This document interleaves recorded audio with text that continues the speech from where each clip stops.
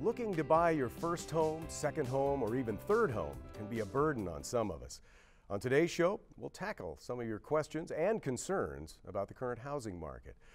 Welcome to xConnect Northwest. I'm your host, Greg Mills, and we're lucky to sit down with Chris Finch, local real estate expert. And before we get going, I want to remind you that you at home can join in our conversation anytime you like. Simply connecting with us on Twitter is a way to do it, at NWPTV. You can use hashtag xConnectNW. On Facebook, search Northwest Public Television, or by email at kwsutv@wsu.edu. Chris, thanks a lot for joining us today. Thank you for having me, Greg. It is always nice to have any expert on. This is an area where a lot of people run into home buying at some point in their adult existence, and they're going to most likely need the assistance of somebody like you, I would think. Absolutely. It's one of the biggest decisions you'll make in a lifetime, and I'm here to help people that are ready to do that. So. Okay, it can be stressful. I think I've bought 4 different homes, and each one had its own journey and its own steps to success or failure, I suppose it could have been. What are the 5 things that you would say about purchasing a home? Some tips about the process. Well, I would say one of the most important things to do is find a good realtor to work with, somebody that has experience, whether it's through friends or family, or you do recommendations on realtor.com or Zillow or those sites, but do your research and find somebody good and somebody that you're comfortable with. The other thing I would do that's really important is before you start looking, get pre-qualified with a lender. You don't have to go to 5 different lenders, but to begin with, go to one, because you never know what kind of surprises might come up in your financial history, and you don't want to find that out once you've found the home of your dreams, the one that you're ready to make an offer on. So kind of do your upfront history and research on your lenders. The other thing I would do is keep your eyes on the market and make sure you're looking, get hooked up with a realtor, get their direct feeds or Zillow or something like that, and start to learn what's coming on the market, what's selling quickly. If you're not ready to buy, I think they say the average consumer is probably going on and looking 6 to 9 months before they're actually ready to buy. So start looking, drive around, take a look at the houses that are on the market and look at them from the street and so forth. Yeah. And while you're doing that, learn where you want to live. Pullman, Moscow, they're pretty basic. There's only, 4 different hills and pretty easy to decide where you want to live. But, go out and look at those hills. Take a look. Do you want to ride your bike to work every day, or do you want to walk to work? Because that means you're probably not going to want to be at the top of the Northwest Hill. You might want to be a little closer if you're going to work every day on your bicycle. Yeah. And the other thing is to make sure you're meeting with your realtor on a regular basis. Talk with them. Make sure that you're top of mind for them. They get busy. They're working with a lot of clients, and you want to make sure that you're the first client that they're thinking of when a new home comes on the market. So. Yeah. A couple of things in those tips that rang true with me. It's always been, and I think for most people, I think it's safe to say that it's an emotional purchase. You're buying a home, and especially perhaps even if it's your first home. You go into it potentially not knowing very much about it, and you're talking about determining where you want to live, driving around, looking at it. The problem is, of course, before you're pre-qualified perhaps, or before you've kind of done some of those steps, you sort of fall in love with something, right? I mean, how many times does that happen? Exactly. And that brings up one of my points. I mean, I always try to say, don't fall in love with something that can't love you back. So when you go out house shopping, you want to love the house that you find, but you want to maybe find 2 or 3 houses, especially in a competitive market like we're in right now. You want to make sure that you've got a couple backup options so you're not relying and putting all your eggs in one basket. So. Yeah.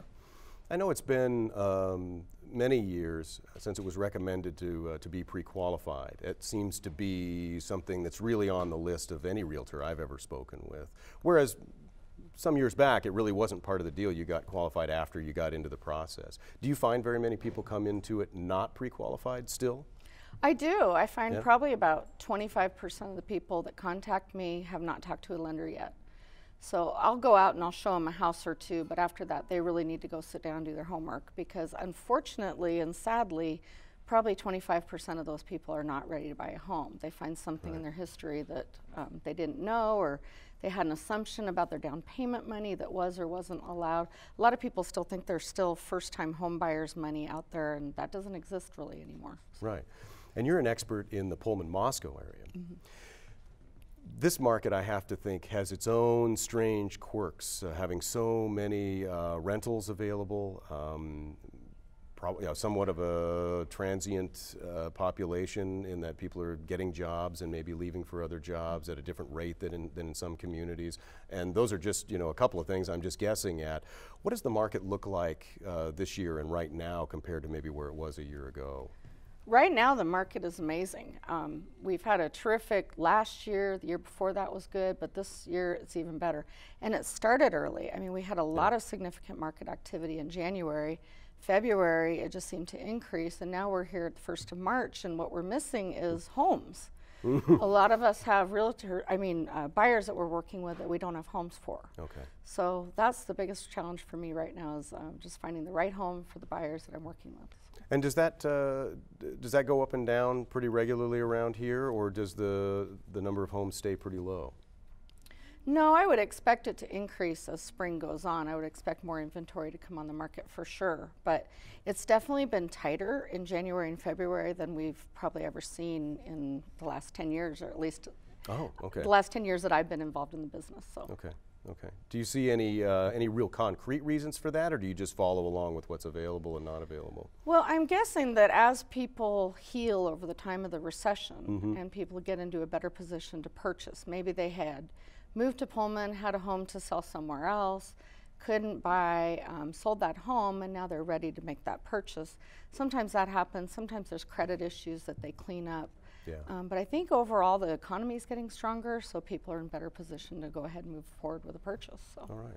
Let's talk about some of the red flags that you might point out for somebody who's getting out there and buying a home. So I would say, I mean, if you're trying to buy a home, what would you be up against? Probably the other competitors in the market, the other buyers. So getting with a realtor that's available, that works weekends and evenings, and you can work with on a regular basis, that would be really important. Yeah. Getting out there and taking a look, if you're traveling a lot, it's probably not a good time to be buying a house. So you have to kind of think about those things too. Yeah, so. For sure. All right, let's talk about selling your home. Okay. This has to happen for someone to be able to buy one or for you to buy another one. That can be daunting just like buying one. Let's talk about maybe some of your 5 tips for selling your home. Well, the first thing I would do is have your realtor come take a look at your home. Invite them over and have them take a look. Maybe they haven't seen your house for 10 years and you want to just make sure that you show them, I changed all the windows, we have a new roof, show them the little things that you've done to the house.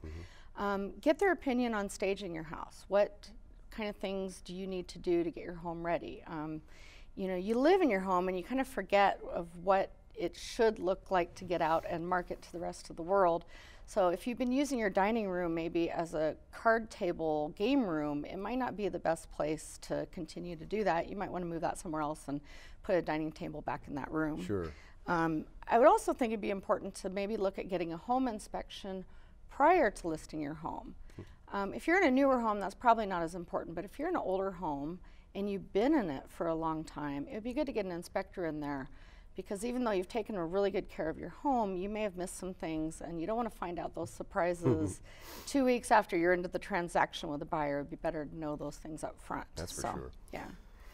I think it's important to consider the timing. So you don't want to wait too long to put your home on the market. If you're a perfectionist, don't wait till you have every tiny thing done on the house. Because if your realtor is telling you this is the time, the market is hot, you need to get your home on the market pretty quickly to take advantage of that market timing. Just do the big stuff, huh? Yeah, do the big things. Like the dining room table and and some other big things. Or if you know you need to put on a roof, get the bids for the roof, Yeah. let the buyers know you're putting a roof on the house, but you don't necessarily have to wait for the roof to be on. Right, because that'll usually do it. If Exactly. you know there's going to be one on there. Yeah. I've been down that road, I remember. Exactly.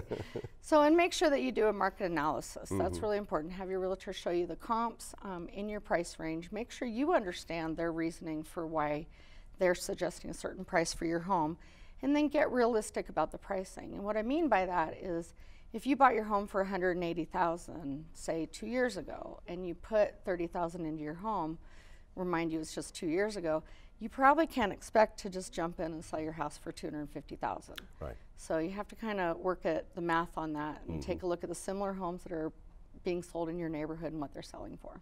Okay. What are some of the big turnoffs for buyers when you pull up? Well, maybe it isn't just the curb appeal, but so you're pulling up.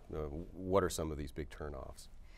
Well, I always say you want to have your house looking attractive from the street, because a lot of people will do drive-bys. Some will do drive-bys at night. So you want to make sure your home looks good from the curb forward. If you can't get them in the door, you're probably not going to sell them your house. So I would start there and make sure your home looks good.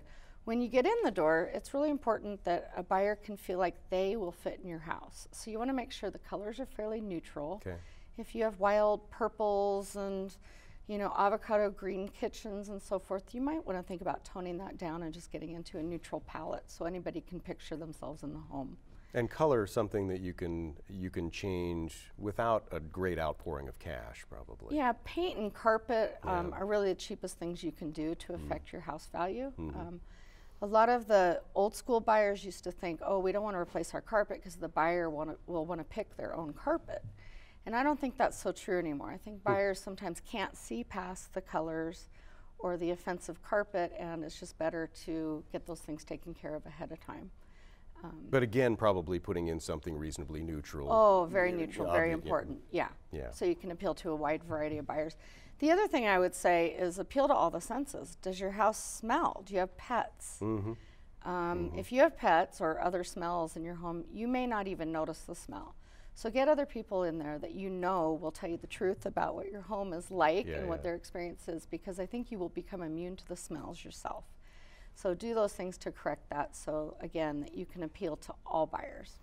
Yeah, so if I'm getting it ready, do I need to get rid of a bunch of furniture too? I know a lot of the shows, the DIY shows you watch, there's a lot of furniture removal on those, I've noticed. There is. I mean, decluttering your home is one of the most important things you can do in terms of staging your home. There's very rare a time where I walk into a home and tell somebody you actually need more furniture in your home. It's happened maybe a handful of times to me, but usually it's the other way around. Yeah. You also might want to think about what furniture you have. You may be really comfortable with that couch that you've had for 25 years, but chances are you might want to trade that out. You can rent furniture, you can bring in inexpensive pieces. Sometimes it just takes a couple months to sell a house. You won't have to outlay that much money in order to rent some furniture, but it can make a big difference. Are there any more specific things you can think about ways to make your house more appealing? We were talking about some of that curb appeal stuff and some of the things. And maybe just for the open houses and things. There's always the baking cookies sort of thing, which may be the more trite example, but. I mean, food is a great way to get at anybody, so it's good to have food out. So it's for real. If you do realtor tours or open houses, but I would caution people, if you're not a good baker, worst thing you can do is burn those cookies before they come to the house. So you might be better off buying them at a bakery or something like that. So, so it's good to have food and drink out there. It's good to have the lights on when people come in to see your home. It's good to have the drapes open, unless there's something ugly out the window. It's good to let the light in. A lot of people really like natural light in a home. Oh, okay. Yeah. And I guess as far as making it appealing, do you do much like in the backyard or anything like that, or do you just kind of leave it alone? What do you do with stuff like that? Well, again, if you have pets, it's really important to pick up your pet remnants. That's important. Yeah. But stage it as if you like it in the summer. Do you sit out on the patio? Is there a nice patio table? Even if it's winter, show that space can be used. Show how you live in the space. If there's piles of things that you don't think a buyer will want when they buy the house, get them out now so it looks like it will look like when they end up, closing on the home. That's great. So, yeah. Thank you so much. So many questions. Thank you.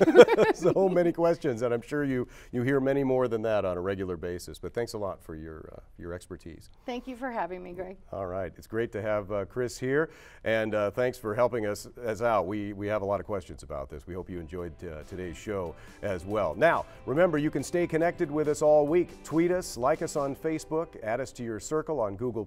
You can email us at kwsutv@wsu.edu as well. And send us your show ideas. If you missed any part of today's show, don't worry. All of it will be available online at nwptv.org. Next time on xConnect Northwest, we'll sit down with Anna King of Northwest News Network. She's going to join us from our Richland studios live, and if you have questions for her, feel free to connect with us online.